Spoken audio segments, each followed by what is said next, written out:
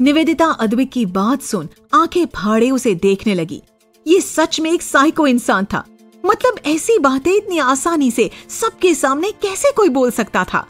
अभी तक वो दोनों कमरे में ही थे और वहां उसके कई लोग और साथ में डॉक्टर्स की टीम भी थी, पर उसे बोलने में बिल्कुल भी हिचकिचाहट नहीं हुई। पर उसके बाद निवेदिता कुछ नहीं बोली। उसे सबके सामने ऐसे उसकी गोद में होने की वजह से शर्म भी आ रही थी और उस सन की आदमी पर गुस्सा भी। उसने अपना सर झुका लिया। अद्विक उसे कमरे से बाहर लाया और बंगले की दूसरी तरफ ले जाने लगा। हर तरफ उसके आदमी सर झुकाए खड़े थे। इतना बड़ा बंगला देख निवेदिता की आंखें डर से बड़ी हो गई। ऐसा लग रहा था जैसे ये कोई बड़ा सा राजा महाराजा का महल हो। अगर उसके साथ यहाँ कुछ भी होता है तो दूर दूर तक उसकी चीखें सुनने वाला या उसे बचाने वाला कोई भी नहीं होगा। एक तो पहले ही बंगलो शहर से काफी आउटर में था और उसका माहौल एकदम शांत पर अजीब सा था। हर एक आदमी बस सर झुकाकर अद्विक को विश कर रहा था, पर न इस लड़के ने उनकी तरफ अपनी नजरें घुमाई और न उन्होंने एक बार भी अपना सर उठाया। निवेदिता बार बार उससे अपने आप को छुड़ाने की भी कोशिश कर रही थी, पर उसकी पकड़ इतनी मजबूत थी कि निवेदिता की हर कोशिश नाकामयाब हो रही थी। अद्विक उसे लेकर सीढ़ियों से ऊपर आया और एक दरवाजे के सामने आकर खड़ा हो गया। उसके सामने आते ही दरवाजा अपने आप खुल गया। अंदर एक लैविश सा कमरा था जिसके बीचों बीच एक बड़ा सा बेड रखा हुआ था। हर तरफ सब ब्लैक एंड व्हाइट कॉम्बिनेशन का था। निवेदिता को बेड देख लगा कि शायद अद्विक उसे इस बेड पर फेंकने वाला है और फिर, पर वो इससे आगे कुछ सोचती उसे देखा कि अद्विक उसे लेकर उसी कमरे से लगे दूसरे कमरे में ले आया है। आसपास देख निवेदिता को समझ आया कि ये एक्चुअल में वॉशरूम था। अद्विक उसे बाथ टब के पास ले आया। शायद बाथ टब भी ऑटोमेटिक और सेंस से चलता, इसीलिए ही उनके पास आते ही पानी अपने आप गर्म होने लगा। निवेदिता को समझ नहीं आ रहा था कि अद्विक उसे यहाँ क्यों लाया है। वो कंफ्यूज्ड सी अद्विक की तरफ देखने लगी, जिसकी नजरें भी निवेदिता की तरफ ही थी। निवेदिता उससे कुछ कहती उससे पहले अद्विक ने अपने हाथों की पकड़ को ढीला किया और निवेदिता को छोड़ दिया। अद्विक के छोड़ते ही निवेदिता बाथ टब में जा गिरी। उसकी आंखें हैरानी से बड़ी हो गई। उसने अद्विक की तरफ गुस्से से देखा, जो हाथ बांध कर खड़ा हो चुका था। इतना सब होने के बाद अब निवेदिता को रोना आने लगा था। क्या हो रहा था उसके साथ और क्यों उसे एक गलती की ये सजा मिल रही थी? पर वो चाहकर रो भी नहीं सकती थी, क्योंकि वो साइको आदमी अपनी गहरी नजरों से उसे ही घूरे जा रहा था। निवेदिता पूरी गीली हो चुकी थी। उसकी वन पीस ड्रेस गीली होते ही उसकी बॉडी पर चिपक गई थी और उसमें से उसका पतला पर परफेक्ट फिगर साफ दिखाई दे रहा था। निवेदिता को उसके सामने होने के कारण शर्म आने लगी। उसकी ड्रेस के सामने का गला थोड़ा बड़ा था। निवेदिता ने अपने दोनों हाथ अपने सीने पर रख लिए। क्या हरकत है ये? और आप करना क्या चाहते हैं?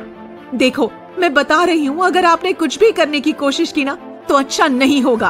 अद्विक ने उसकी बात का कोई जवाब नहीं दिया, बस उसकी तरफ घूरता रहा। अपने आप को अच्छे से साफ करो। कई लोगों ने तुम्हें छुआ है, उस बार में भी और अभी डॉक्टर्स ने भी। आपका दिमाग तो ठीक है या सचमुच ही साइको हो?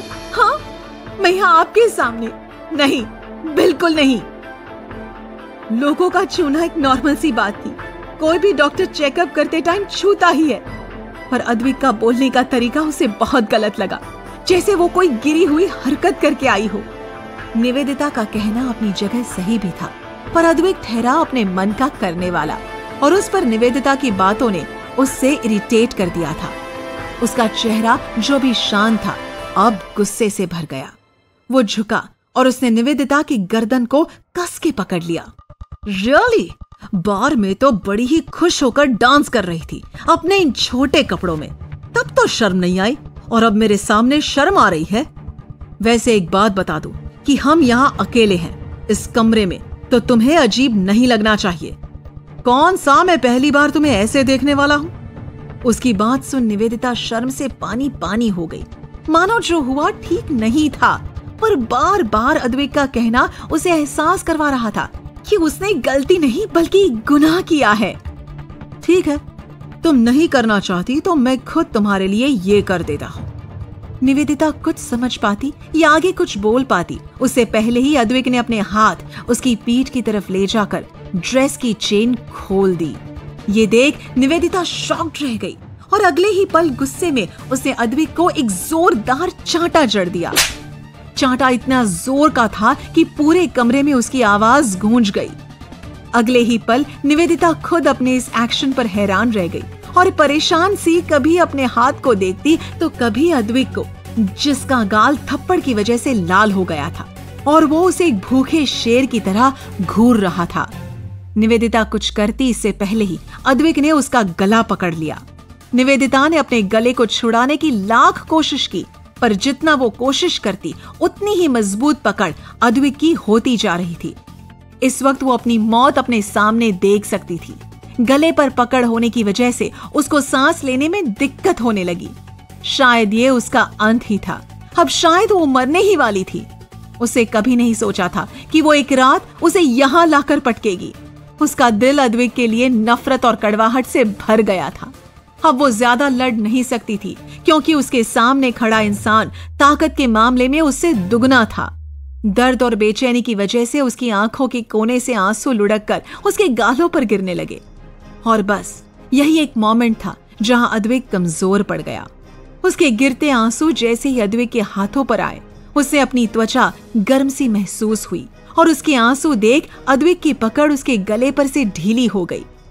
अगले ही पल उसने उसे छोड़ दिया। उसके छोड़ते ही निवेदिता अपने गले को पकड़ खांसने लगी। ये साबित हो चुका था कि ये आदमी सच में सनकी ही था। अद्विक सख्त पर अब शांत लहजे में बोला, ठीक तरीके से अपने आप को साफ करो। मैं नहीं चाहता कि किसी भी आदमी के छूने के निशान भी तुम्हारे शरीर पर रहे। और अगर तुमसे नहीं होता तो मुझे बता दो, मैं खुद तुम्हारी मदद कर देता हूँ। निवेदिता डर से भरी आंखों से उसे देखने लगी।